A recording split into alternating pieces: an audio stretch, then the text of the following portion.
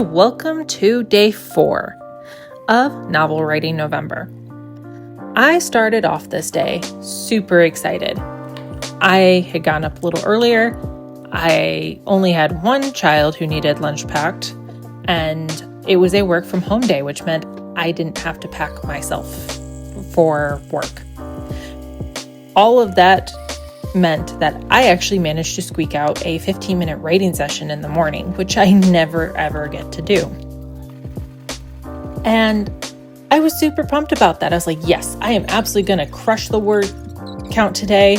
I have my lunch break. I potentially have my lunch break. I have my evening time.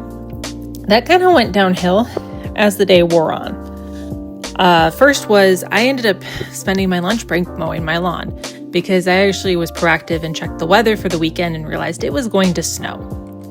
And this is probably the last mow I needed to do for the season before winter hits. And I was like, you know what? I can do it. I'll just take my lunch break. I'll do the edging with the weed whacker, and then I'll just try to get through as much mowing as possible on my lunch break. And then whatever is left over, I'll just do after work. So a plan was born. I was super on top of it. I knew I could do it.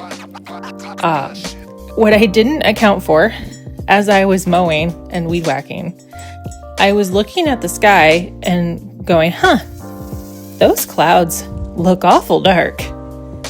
And proceeded to try to race through mowing before it started to rain. I did manage to do it though.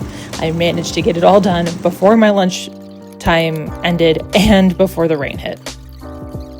So the rest of the workday went by pretty fast. It wasn't too bad. And then I was planning on making chicken noodle soup for dinner.